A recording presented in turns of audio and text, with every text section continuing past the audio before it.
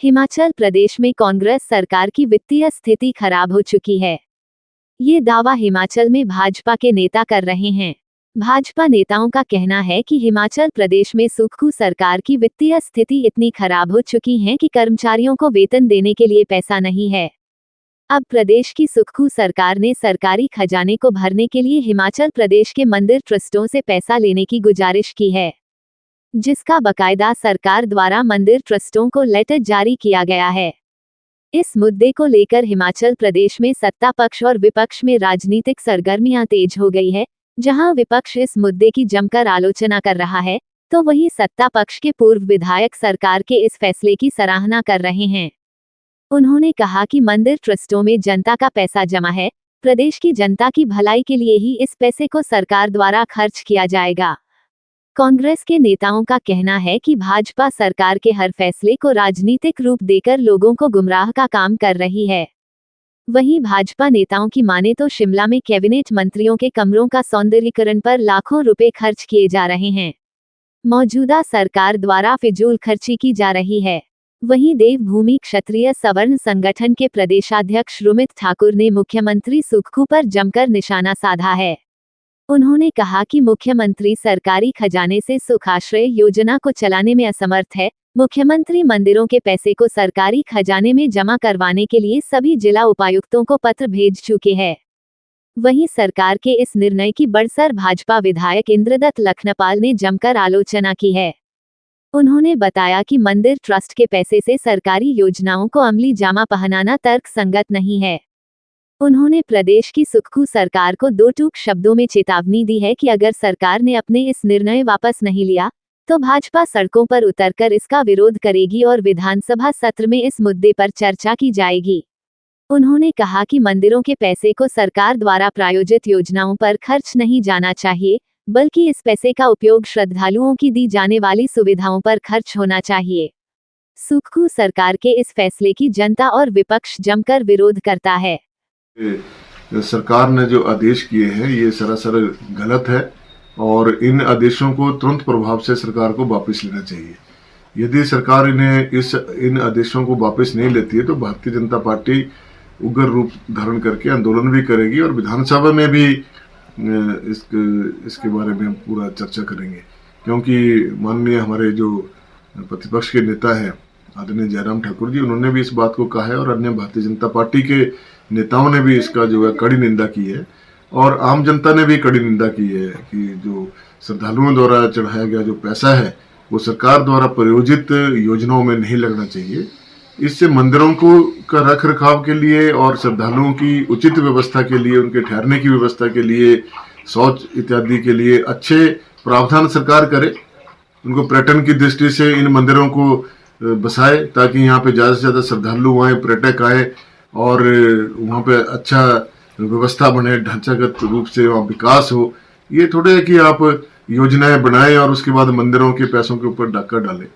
हाँ, कभी आपदा आ जाती है, त्रासदी आ जाती है, उसमें तो एक सपोर्टिंग एंड हो सकता है, लेकिन हर मामले में आप मंदिरों के पैसे को आम जनता के जो श्रद्धालुओं ने जो एक आस्था के साथ पैसा चढ़ाया होता है उस पैसे से का आप दुरुपयोग करने का प्रयास करेंगे तो ये कभी भी। वहीं इस मुद्दे को लेकर केसीसी बैंक के चेयरमैन एवं पूर्व विधायक कुलदीप पठानिया ने सरकार की माली हालत के लिए भाजपा को दोषी ठहराया है। उन्होंने कहा कि प्रदेश के सरकारी खजाने को खाली करने में भाजपा ने कोई कोर कसर नहीं छोड़ी है। कुलदीप पठानिया ने सरकार के फैसले की सराहना करते हुए कहा कि मंदिर ट्रस्टों में जो पैसा जमा है, प्रदेश की जनता का पैसा है। प्रदेश की सुक्खू सरकार द्वारा जनता की भलाई के लिए ही इस पूंजी को खर्च किया जाएगा, चाहे वह शिक्षा का क्षेत्र हो, स्वास्थ्य, सड़क सुविधा हो, इन सुविधाओं पर यह पूंजी खर्च की जाएगी। कुलदीप पठानिया ने बताया कि दौड़ सिद्ध बाबा बालकनाथ मंदिर ट्रस्ट से जयराम सरकार ने भी 5 करोड़ रुपए कोविड के समय में लिए थे। उन्होंने कहा कि भाजपा सरकार की हर फैसले पर राजनीति करती है। मुख्यमंत्री जी लोगों के मतों के बाद इस प्रदेश के मुखिया बने और सरकार कांग्रेस की बनी है और जो मुख्यमंत्री ने बोला तो वस्तुस्थिति जो हिमाचल प्रदेश में राजस्व की है या आर्थिक रीति से है वो हमसे भी प्रसन्न से हैं और विपक्ष को भी चाहिए कि वो भी वित्त समझते हैं, लेकिन वो राजनीति करने के लिए इन बातों को कर रहे हैं। लेकिन कोविड के वक्त इन्होंने भी इन मंदिरों का पैसा जो है वो बेहतरी के लिए मांगा था, और बेहतरी के कहते हैं कि हमने लोगों की भलाई के लिए मांगा था। तो सरकार का जो पैसा जाता है वो लोगों की भलाई के लिए लगता है, चाहे शिक्षा में हो, चाहे ट्रांसपोर्ट में हो, चाहे PWD में हो, चाहे हेल्थ में हो। तो ये सिर्फ इनको राजनीति करने आती है। ये समस्या की राजनीति करते हैं, मुद्दों की थोड़ी करते हैं। और इसी नीति को लेके जो अगर अपने गिरेबान में झांके हैं, तो कोविड के वक्त में इन्होंने मंदिरों से पैसा लिया था लोगों के लिए। तो अगर मुख्यमंत्री ने आज वर्ष स्थिति जो प्रदेश में आर्थिक है उसके लिए अगर इस बात को कह भी दिया और मिल भी जाए, तो प्रदेश हित में लगेगा। प्रदेश में आर्थिक तंगी लगी हुई है, और इसके जिम्मेवार विपक्षी है वो अपनी गलती को छुपाते हुए इन चीज़ों पर राजनीति करें। वो क्यों न जाके दिल्ली में अपनी सरकार में जाके इस बात को उठाएं कि वोट के लोकतंत्र की जो प्रक्रिया है उसमें हम भी उतने हिस्सेदार हैं, हम भी चुन के गए हैं। तो जो भी सरकार का जो हिस्सा बनता है वो तो दें। अगर ना दे रहे हैं, और दूसरे मुख्यमंत्री ने एक अपना व्यूज़ रखा है और उसके लिए किया है, तो उनको राजनीति नहीं करनी चाहिए। ये प्रदेश की जनता का पैसा है, प्रदेश के हित में लगेगा।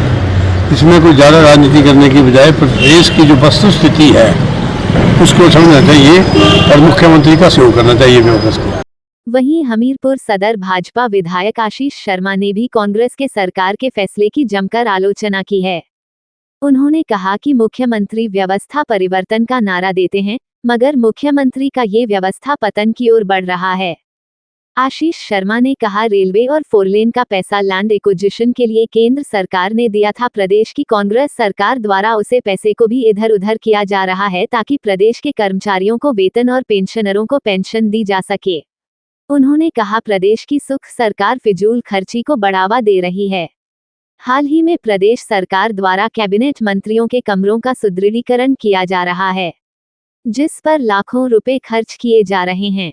ये बड़े दुर्भाग्य की बात है कि जहां पे प्रदेश का इन्होंने अपना जो फिजूल खर्ची है सरकार उसको बंद नहीं कर रही है। तरह तरह के कई चेयरमैन बनाए गए, कई तरह के जो काम नहीं करने थे उनको किया जा रहा है। चाहे वो सेक्रेटरीट में भी जो सुनने में आया है कि चाहे सेक्रेटरीट का भी रेनोवेशन का काम है, मंत्रियों के ऑफिसेज रेनोवेट किए गए, करोड़ों रुपए खर्चा वहां पे किया गया, और कई तरह के फिजूल खर्चियां सरकार द्वारा की जा रही है। और जब पैसा नहीं है इनके पास तो अब ये मंदिरों की तरफ देख रहे हैं। ये बड़े दुर्भाग्य की बात है। मंदिर जो है, अगर मंदिर ट्रस्ट है, मंदिर ट्रस्ट जो है वहां का जो ट्रस्टीज हैं, जो कर्मचारी हैं वहां पे, उनके लिए है, और वहां पे जो श्रद्धालु आते हैं माथा टेकने के लिए, ताकि उनको अच्छी बेहतर सुविधाएं दी जाएं। इसके लिए मंदिर जो प्रबंधन जो कमेटी होती है, इन सब चीजों के बारे में वो देखती है।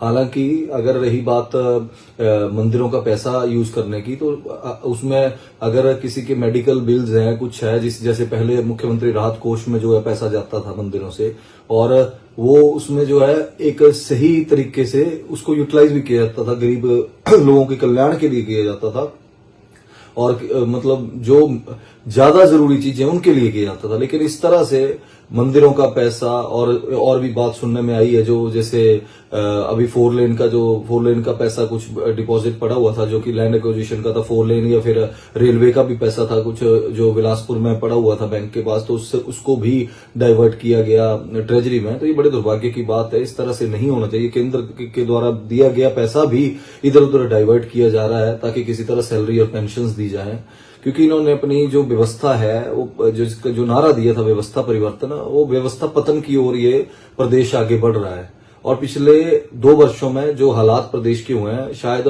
आज ये प्रदेश का हर नागरिक समझ रहा है कि हमारा प्रदेश कम से कम 10 साल पीछे इन 2 वर्षों में जा चुका है। अगर हम बाकी स्टेट से कंपैरिजन करें पूरे भारतवर्ष में, जहां पे आज मोदी जी के नेतृत्व में देश आगे बढ़ रहा है, वहां पे हमारा प्रदेश जो है वो बैक गियर में पीछे जा रहा है। तो ये सोचने का विषय सभी कोई, चाहे नौजवान बच्चों की बात करें जो डिग्रियां करके बैठे हैं, तो वहां पे उनकी कोई भर्तियां नहीं निकल रही हैं, चाहे हम महिलाओं की बात करें, महिलाओं को ठगा गया, 1-2 बार बाई इलेक्शन में भी ठगा गया।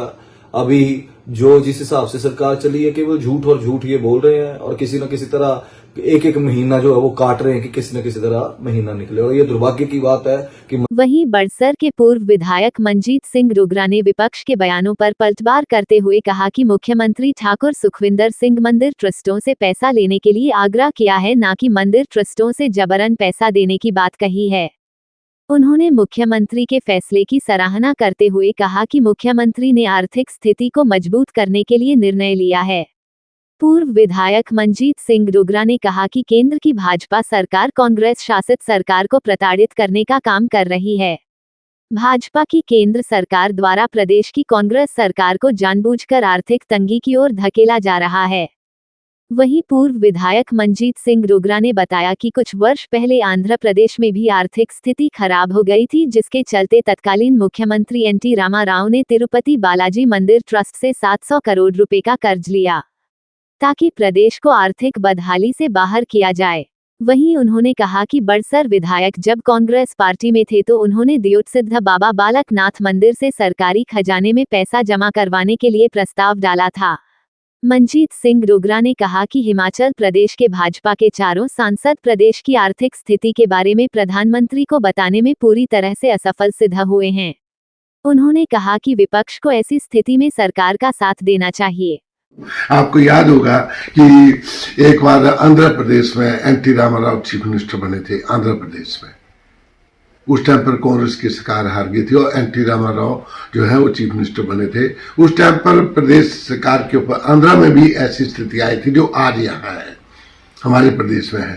तो आंध्र के जो उस टाइम के जो स्वर्गीय एन.टी. रामाराव थे, उन्होंने तिरुपति महाराज से का जो मंदिर है उसे मेरे ख्याल 600-700 करोड़ रुपए जो है वो सरकार के कोष में उधार के तौर पर लिया था और डेवलपमेंट की थी।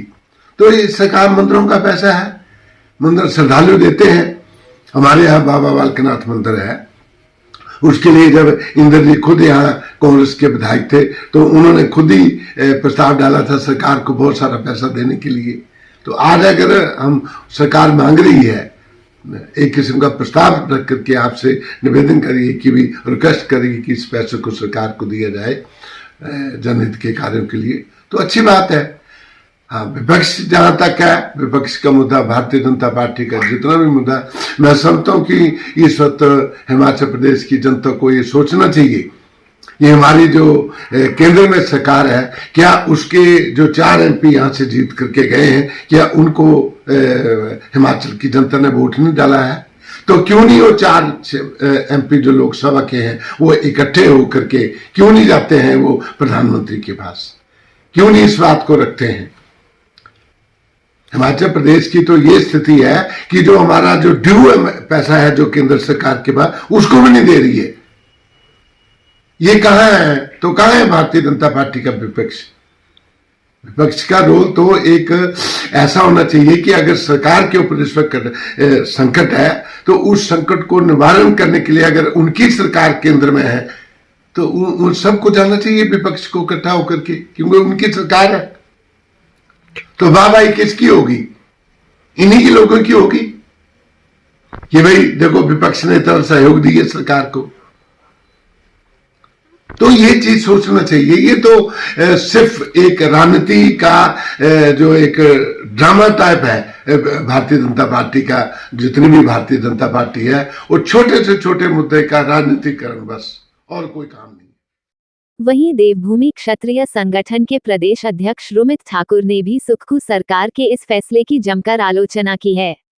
उन्होंने कहा कि प्रदेश के मुख्यमंत्री ठाकुर सुखविंदर सिंह सुख आश्रय योजना को शुरू किया है, लेकिन सरकारी खजाने से इस योजना को चलाने में सुक्खू सरकार पूरी तरह से असमर्थ है, जिसके चलते अब सुक्खू सरकार मंदिर ट्रस्टों के पैसे को सरकारी खजाने में जमा करवाने के लिए हिमाचल प्रदेश के सभी उपायुक्तों को पत्र कर चुकी है, जो कि बहुत ही दुर्भाग्यपूर्ण है। मंदिरों का पैसा श्रद्धालुओं की सुविधा पर खर्च होना चाहिए, न कि प्रदेश सरकार की दी गारंटियों को पूरा करने पर खर्च होनी चाहिए।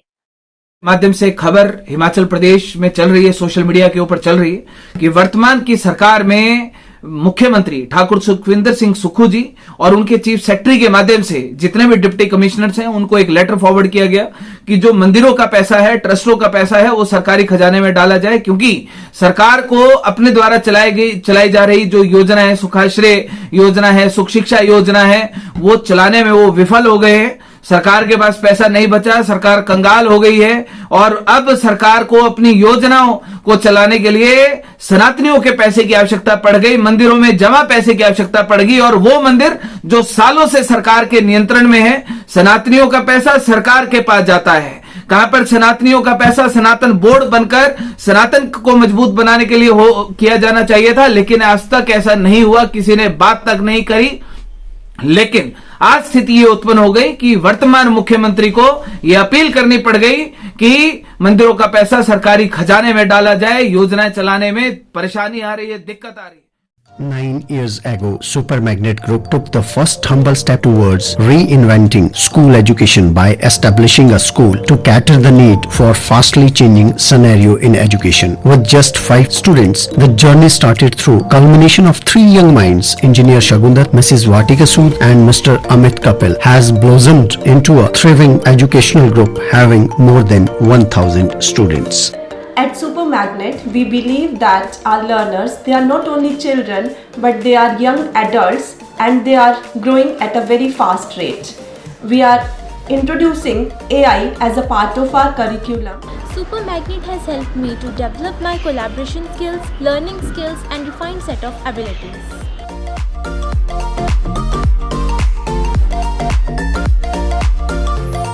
I have the opportunity to be the captain of our school team. At Super Magnet, special focus is given on the sports by our coach. We are creating the environment that will help and encourage our students who think out of the box. We are developing the learning techniques that will help our students to be the change makers and the leaders in the society. It's not just a school, but a family to all of us.